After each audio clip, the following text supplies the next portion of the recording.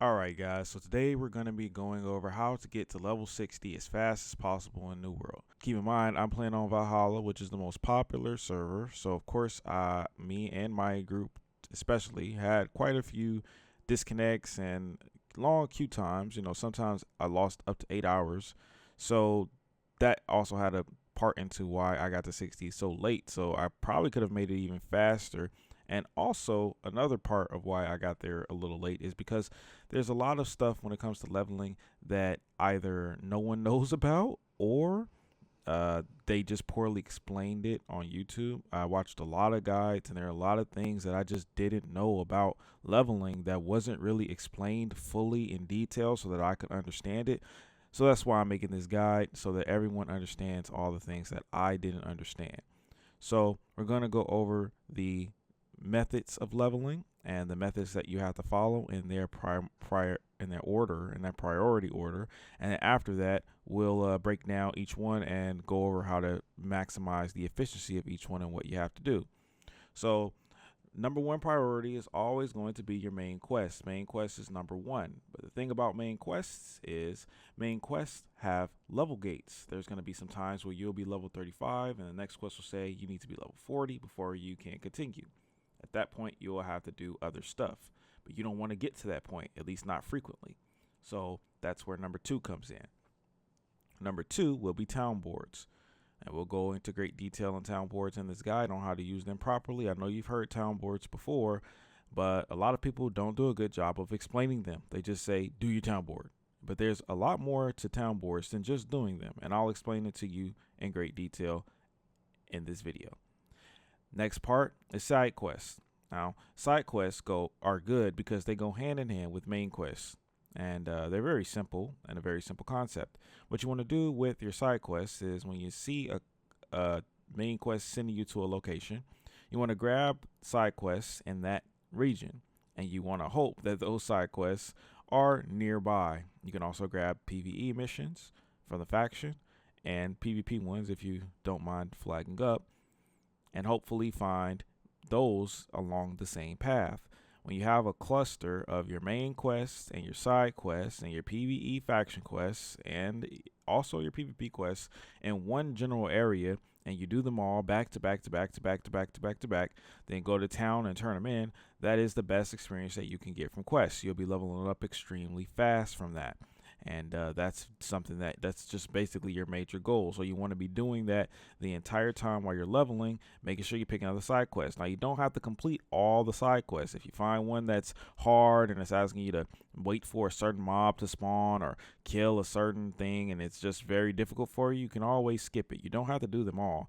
Side quests are extra credit in this game. There are some that are very, very good for, items and tuning ores, but you can always come back and do those, so don't worry about that. And then number four is going to be grinding. Now, grinding can be a lot of different things. You can grind dungeons or you can grind monsters. Yes, there is places that you can grind monsters, and we're going to go over that as well. So now that we've gone over the methods of leveling, let's break each one down. So the main story quests and the side story quests are very, straightforward. So I don't think I really need to explain those to you. You just follow them. It's really, cut and dry. What you really need to get explained is town boards.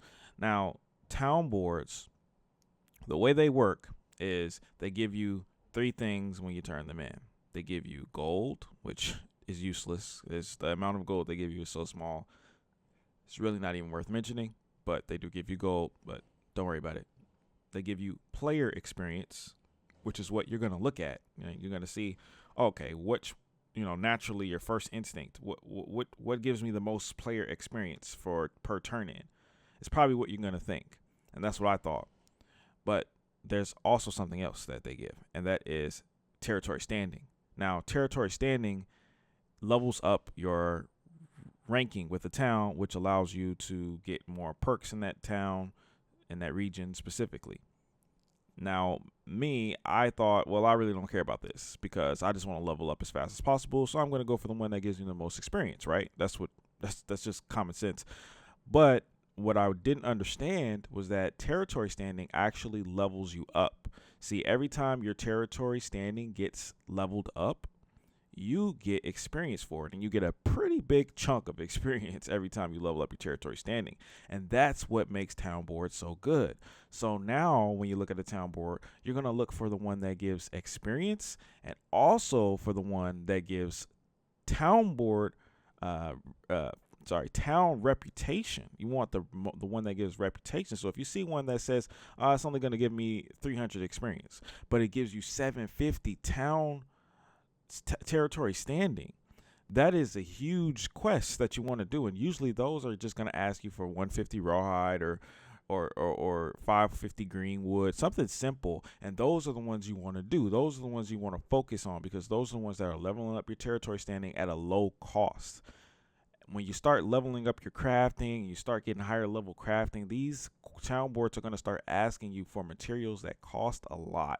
And you don't want to give your money up just for experience, like to that degree. It's not worth it. It starts asking you for star metal ingots, layered leather, sateen, silk. It starts asking for ridiculous stuff, and I stopped turning those things in, because it's like, man, I'm just giving away so much money for my experience that I don't have to give up. And the experience values start to get lower as you level up, but the territory standings do not. The territory standings are still great, even late. I've got Windsward in the late 30s, and and it's still great territory standing EXP. So don't worry about the XP, the character XP so much. Worry about the territory standing XP. Look at the quest that way. Now, another thing is monster quests. I thought, if I stack up all these monster quests, and maybe if they're the same monster, say if I got like 10 boars, then I just go kill a few boars. And if I have 10 boar quests in different regions, then I'll be completing all of them at one time. So it should be good, right? Wrong. Delete every single monster quest. You will thank me later. Monster quests are a waste of time. They require you to travel to go get them done, which is the worst thing that you want to do, because travel time is so slow. But also, they are taking up another slot. So say, for example, if you remove the monster quest, the next quest could be turn in 5 weak potions right behind that monster quest. But you didn't get that quest because you let the monster quest just sit there for 24 hours. Delete every single monster quest you see. Delete them all. They're not worth your time. Fishing quests, same thing. Do not touch the fishing quest. Complete waste of time. Every single one is a complete waste of time. Do not touch them. They are a waste of your time. The potion quests, like I said, are pretty good. You definitely want to do those for the most part, unless they're asking you for an expensive potion that costs more than maybe 10 gold each. Is probably not worth it. But if you have the gold, here or there, just don't get too carried away with the potion ones, because they can get pretty pricey.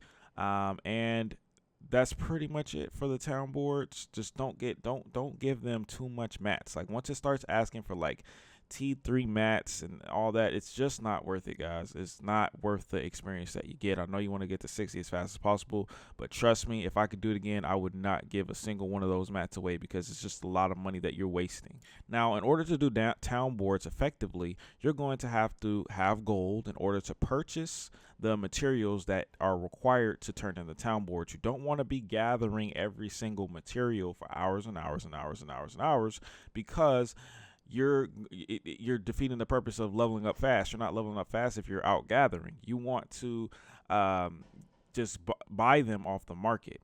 Now, you may be asking, where am I going to get enough gold to buy all this stuff? Well, first and foremost, it comes from your main quest. Your main quest is going to give you the most of your gold. But once you start running out of gold or running out of main quests, which will happen, that's when you want to start looking at a source of income.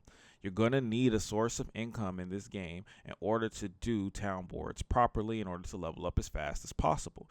Now, what source of income are you going to get? Well, that depends on you and your server. What I recommend is gathering. I did harvesting for fiber. I leveled up my harvesting, and I will sell fiber. And then I look at the market, and I look for other raw mats. If fiber got low in price, I will look for, say, rawhide or something like that. And if I saw rawhide was high or greenwood was high, then I go chop trees, I go skin animals, and so on and so forth until fiber got back up to a good price. Then I go back and farm fiber and things like that. And you want to invest in your money making whichever one you prefer. For example, if you want to do harvesting, then you want to invest in a Star Metal sickle.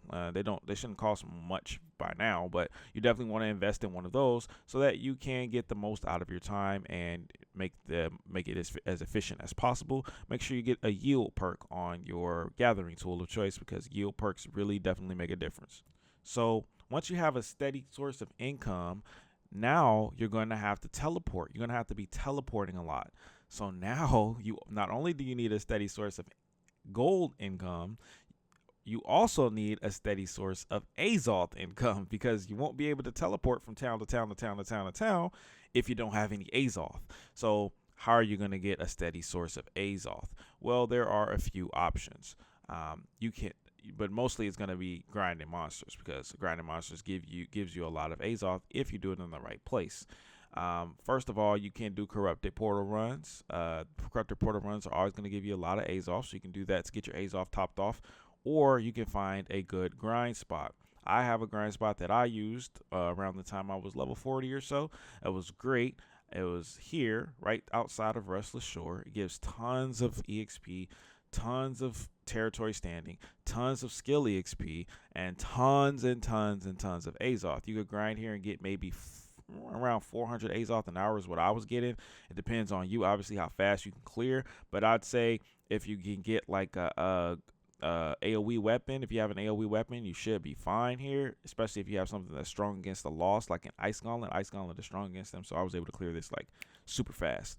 But if you don't have that, then you can join a group. Now, if you have a group here, you're not going to get great EXP, but you will still get the same amount of Azoth. The Azoth doesn't split or decrease the amount of group you have. So you can have 5 people just killing these mobs off respawn. You won't be getting EXP, but you'll get the Azoth.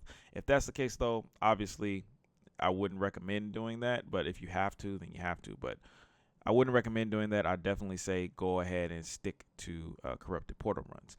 Now, but if you're not yet 40 yet, because this place is pretty tough before 40, if you're in the late 30s, then you're going to want to go to Brightwood. You want to go to the elite farm spot in Brightwood, which is in the south of Brightwood. That's going to get you a great amount of Azoth, great amount of EXP, great amount of skill XP, great amount of territory standing, and a lot of drops, loot, money, everything. It's a great place. Just go there. And if you're not even level 30 in the late 35s, yeah, you're not even that level, then you're going to want to go to Dead Man's Cove. Dead Man's Cove, same thing. Great XP, great money, great Azoth.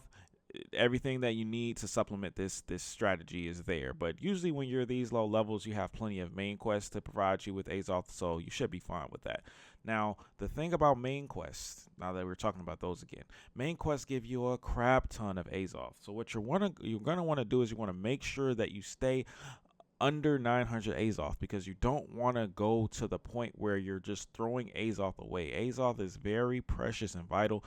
You got to think of every single Azoth as experience, because you can turn it into that via the town board. So you definitely want to make sure that you keep your Azoth low. So say, for example, if you're doing the main story quest and you see you have 900 Azoth, you get the notification your Azoth is close to cap, and you have 900 Azoth. You go, okay, I got 900 Azoth. Let me go do some town board quests real quick, burn some of this Azoth down to like 300-400, then I'll come back and do some quests. You want to make sure that your Azoth is always under the cap.